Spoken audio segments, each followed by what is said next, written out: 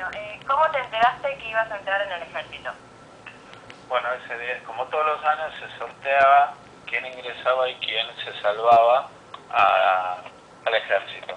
Ese día estábamos en sexto año computación en ORT, a la mañana, a las creo que 9 de la mañana era el sorteo, y se sorteaba por el número de DNI, por los últimos 3 dígitos del número de DNI. Y como mi número de DNI terminaba en 001, termina en 001, fui el primer número que sortearon y me saqué el número 686. Y me quise morir cuando me enteré, porque eso significaba que ingresaba directamente al ejército.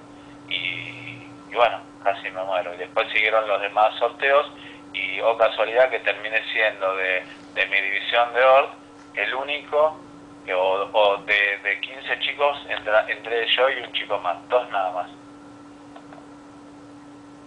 En ese momento no me llegué a dar cuenta de lo que realmente iba a vivir, aunque sabíamos cómo era, todos sabíamos por hermanos o por amigos qué es lo que se hacía en la colimba, pero en ese momento era como una joda.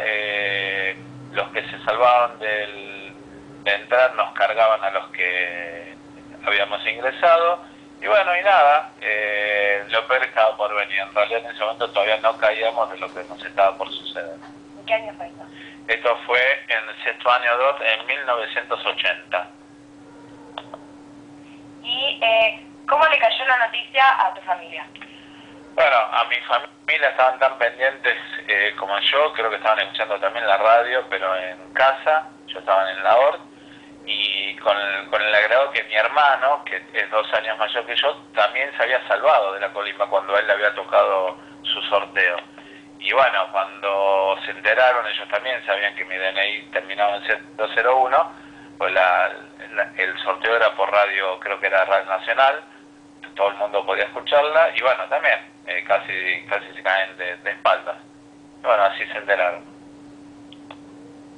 Bueno, en términos generales, ¿cómo fueron tus años en el ejército? Bueno, para comentarte eso, yo lo que te tengo que dividir es mi primer año en el ejército y mi segundo, mi segundo año, que fue durante la Guerra de Malvinas.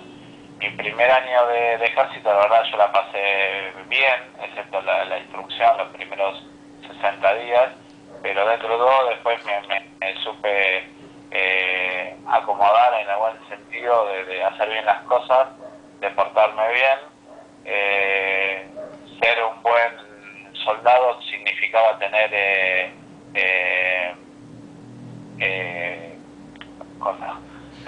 la palabra.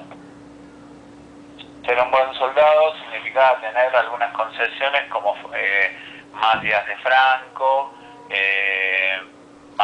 aprovechar en vez de ir a comer con todos, ir a comer a las cantinas de los oficiales, porque había una diferenciación enorme entre lo que éramos todos los soldados rasos, que éramos nosotros, que nos trataban como si fuésemos trabo de piso, y los suboficiales y los oficiales que ellos se creían que eran mejores que nosotros, pero tenían muchísimo menos estudio que nosotros, eran unas bestias, pero bueno, como el ejército es una institución jerárquica, nosotros les teníamos que hacer caso sí o sí, porque si no nos metían en el calabozo.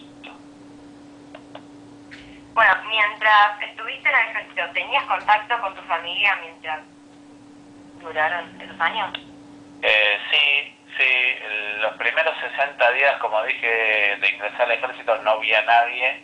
Nos internaron en un lugar en Campo de Mayo para hacer lo que se llama la instrucción, que fue lo más duro que pasé en el ejército, porque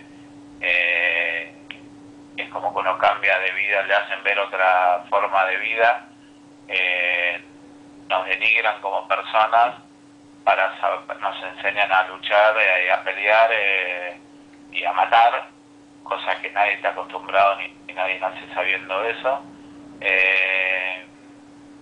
Y los primeros 60 días no vi a nadie, no solo que no vi a nadie, sino que la relación era mediante cartas, que yo nunca sabía si llegaban o no llegaban, hasta que al final me fui enterando que sí fueron llegando, que todas las cartas eran leídas por alguien de mayor jerarquía que yo en el ejército, porque no podíamos hablar de lo que nos estaban enseñando o de lo que estábamos haciendo, y esa fue la forma de comunicarme con mi familia los primeros 60 días que formé la instrucción. Después, cuando una vez terminó la instrucción, ya la colimba pasó a formar parte como un horario casi fijo, de 6 de la mañana, todos los días de 6 de la mañana a más o menos 7 de la tarde, y de acuerdo si uno nos portábamos bien o si no nos tocaba hacer guardia, nos podíamos ir a casa a dormir, y los fines de semana, bueno, nos íbamos turnando, y así fue el primer año de colimba hasta que vino lo de Malvinas.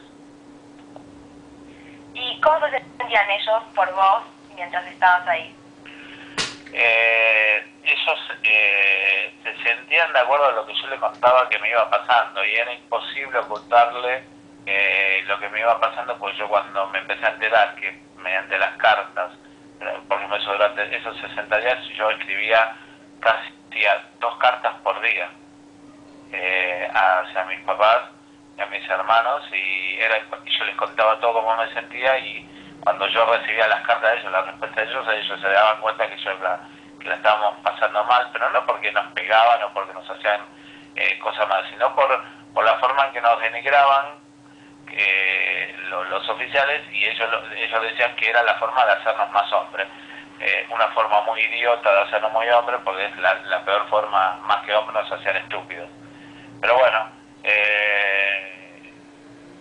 ellos sufrieron, yo creo que mi hermana melliza sufrió casi al mismo nivel que yo, porque como que estábamos totalmente conectados, como siempre dicen los hermanos mellizos, siempre se conectan. ¿De qué año a qué año estuviste ahí? Mi primer año, el sorteo, como dije antes, fue en 1980, y yo ingresé para marzo más o menos de 1981. Y teóricamente la colimba se hace un año. A mí me tocó en el Regimiento de Infantería 1 Patricio, lo que hoy es al lado de Easy Jumbo, ahí cerca en Palermo. Ahí ese era mi regimiento, es el que, entre otras cosas, los que se disfrazan con la pluma y la galera que custodian el cabildo y que parecen momias. Bueno, ahí me tocó. Y después, ¿cómo eran los días en el ejército?